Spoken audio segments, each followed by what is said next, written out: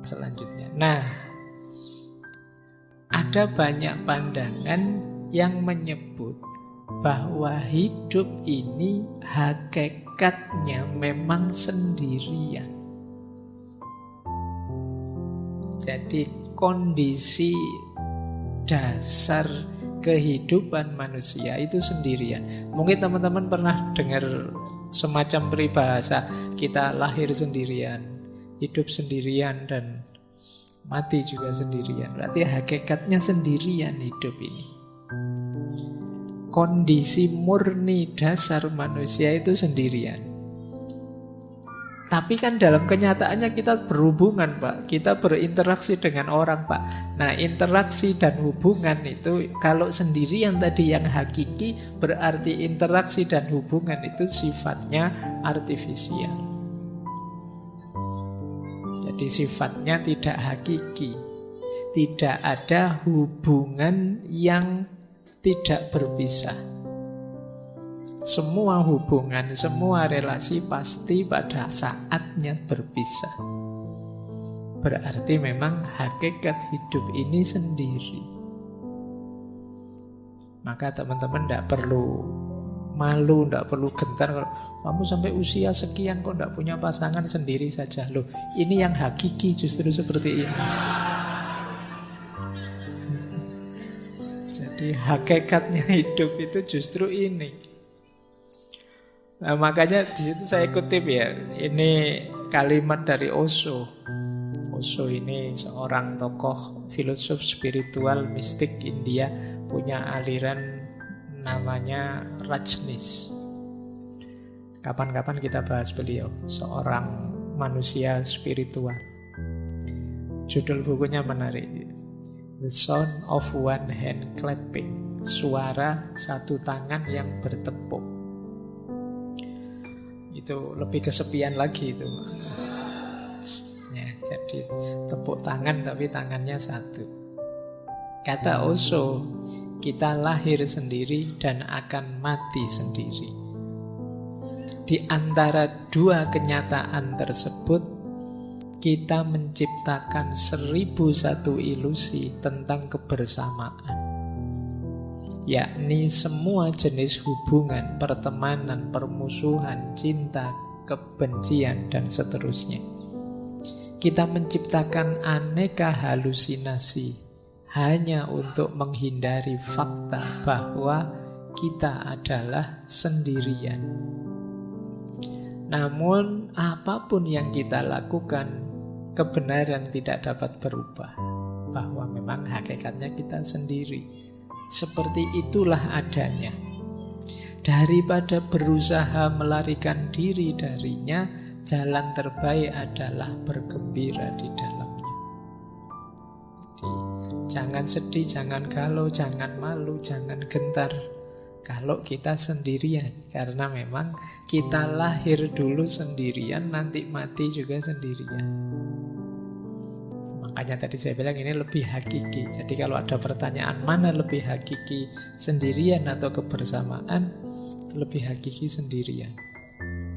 Ini jawaban malam hari ini ya, karena minggu depan teorinya beda. Jadi makanya tadi saya bilang, yo kamu nikmati teori demi teori, nanti cari yang paling cocok untuk hidupmu. Jadi di sini maka bisa disimpulkan kesendirian itu kalau bahasa Jawanya kasunyatan, kenyataan hidup.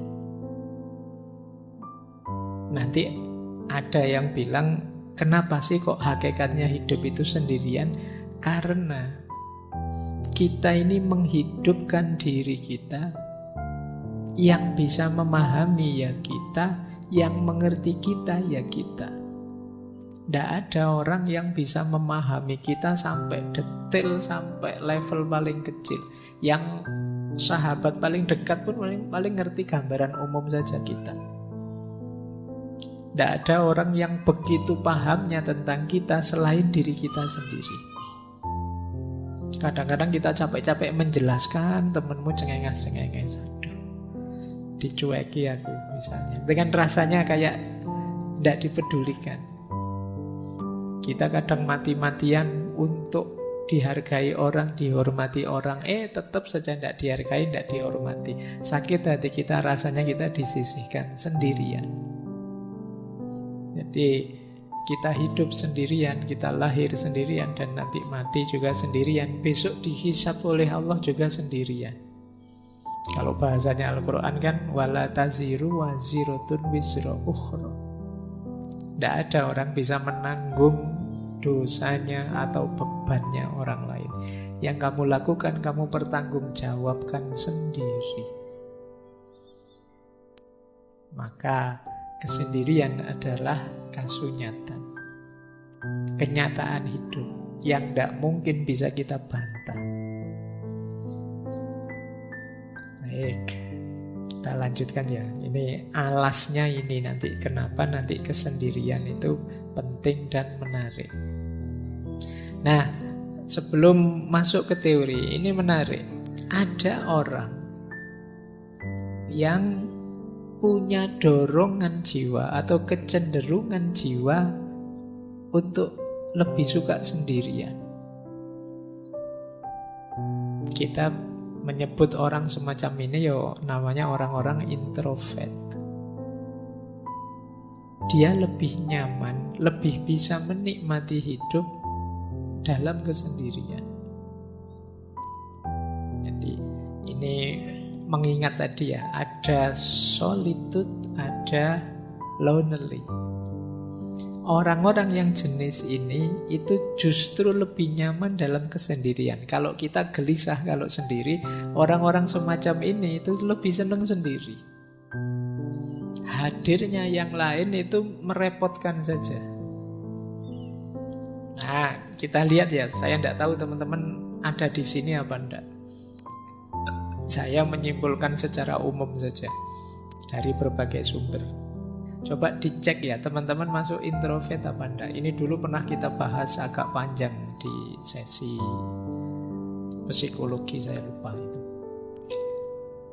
Yang pertama begini, kalau teman-teman merasa berinteraksi dengan orang itu capek, lelah saya Pak melayani teman-teman itu, nah itu kemungkinan kita ada indikasi ke sana.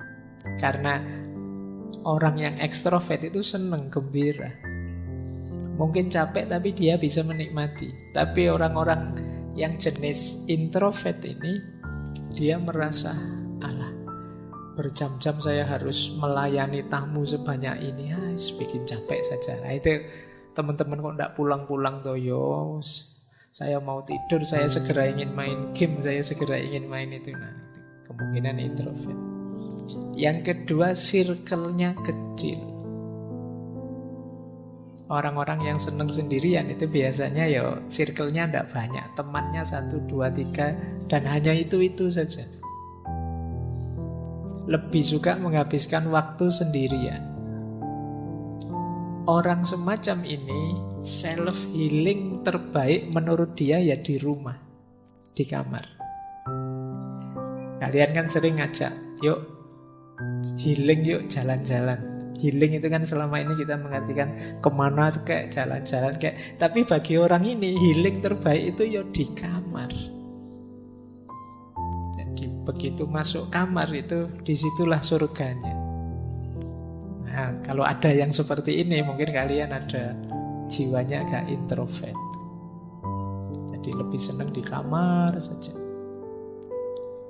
Kemudian tidak suka lingkungan yang berisik. Kalau ada rame-rame dia, alah apa sih itu, tidak senang dia.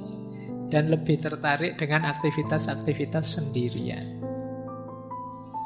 Nah ini indikasinya.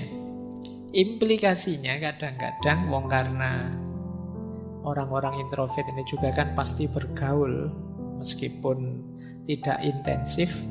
Sering kali orang ini, apakah teman-teman pernah merasakan ini, saya tidak tahu, biasanya lebih suka berharap orang lain mengerti dirinya tanpa harus dia capek-capek menjelaskan. Jadi dia pingin, temanku itu ngertilah aku. Jadi kok aku diajak jalan-jalan terus aku itu pinginnya di kamar.